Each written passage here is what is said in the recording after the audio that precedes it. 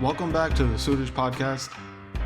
So in the previous episode, we spoke about how the Turk forces were now changing their strategy. They collected all their troops that was previously positioned around Kartarpur, surrounding the city, and they now placed them in one big battalion. Now that would hit Kartarpur on the west side. So that's where chapter 26 begins. Both armies have now regrouped and have now started to exchange rifle and bow fire. The warriors on each side would jump within range of rifle fire some shots off, and then jump back to their formations. Then Qutb Khan, one of the generals, led an attack on horseback, holding his bow and arrow as his forces rushed in as he was shooting off arrows. The battle drums and instruments were now playing the rag Maru as the warriors were pitched in this fierce battle. The main general of the Sikhs, Lakhu, went out to meet Qutb Khan on the battlefield. Lakhu rode out on horseback with a bow in his hand, but the other generals and men were getting in the way between him and Qutb Khan. So Lakhu was busying himself shooting down all the warriors in front of Qutb Khan. There was one really high-ranking officer who was wearing beautiful jewelry, had very expensive weapons on the battlefield. Now this caught the eye of Lakhu. So Lakhu went out and set out a powerful arrow that pierced his heart. This soldier then fell on the floor hard, falling off his horse. This pissed off the other high-ranking soldiers as well as Qutb Khan, who then all tried to pounce on Lakhu. Qutb Khan shouted out to Lakhu saying, "Stay still. Where are you going? I'll get my revenge on you." So after this, Qutb Khan then shoots off an arrow, aiming for Lakhu's heart. This arrow goes straight through Lakhu's left shoulder. Lakhu, now unable to hold his bow, is not discouraged at all. He then, with his right hand, draws his sword, and he turns his horse straight to Qutb Khan, galloping quickly towards him. Qutb Khan saw this, and immediately he turns his horse back to retreat. Other soldiers got in the way between Qutb Khan and Lakhu now. And Lakhu was furious at this. He's dripping with blood, he's holding his sword, and he was just chopping the Turk soldiers down.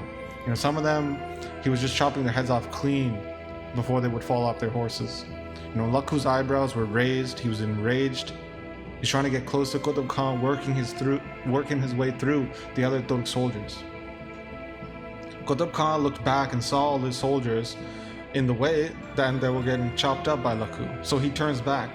He's looking at Lakhu, who's drenched in blood, who has this massive injury on his left side of his chest, whose eyes are red, who's holding this Kharag sword in his right hand. So he then shoots an arrow, which injures Lakhu's horse. So Lakhu then jumps off to dismount. And as he's doing this, he's yelling out to Qutb Khan, saying, "Stay still, I'm coming after you." But at this moment, the Turk soldiers had surrounded Lakhu because now he was on foot.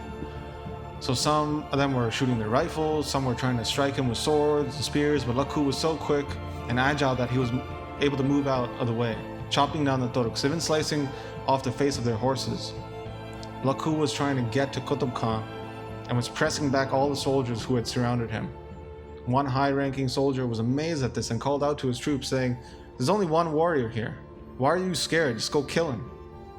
At this moment, Qutb Khan was also pissed at his soldiers and he took it upon himself. So he rode closer to Lakhu and pulling back his bow, he shoots an arrow which critically injured Lakhu, who then fell to the ground.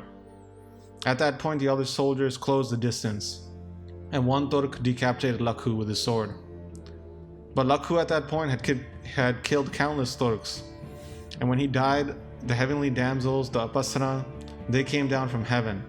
And showing Lakhu their beautiful body, they then placed him on their craft to take him up to heaven with them. So Qutb Khan was praised by the Turk soldiers at this time for taking down such a great warrior.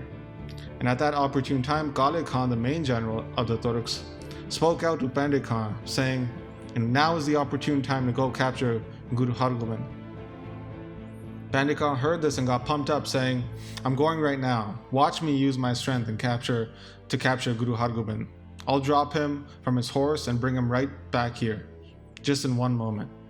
Kale Khan praised him and saying, "Remember that oath that you took in the court of Shah Jahan, that you would go capture Guru Hargobind. So now go fulfill this oath. Pandit Khan hears this and then replies saying, I'm not afraid of anything. Just prevent the other Sikh forces from disturbing my battle with Guru Hargobind.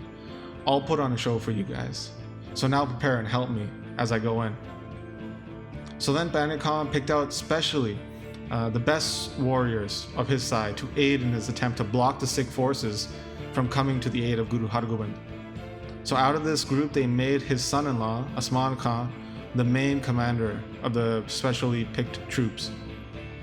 So out of all the main force, this special force separated themselves from the main Turk army for a little bit. And Guru Hargobind, seeing this, knew what was their plan, and he himself separated from the Sikh forces. He placed Bidhi Chand as the main commander of the Sikh forces now that Lakhu had fallen in the battle. So Guru Hargobind gave the orders to hold the ground here and just pelt them with rifle fire.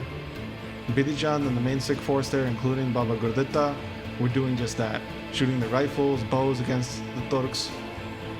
But now listen to the story of how Pandit Khan battles with Guru Hargobind, which was watched by warriors on both sides of the battlefield. And this is where chapter 26 ends. And then the next chapter, the duel between Pandit Khan and Guru Hargobind takes place, which is one of the most iconic memories and stories of Guru Hargobind's life. So that's where we'll pick up next time. But as always, we would like to thank those who have been supporting the podcast through the Mangalacharn Patreon page.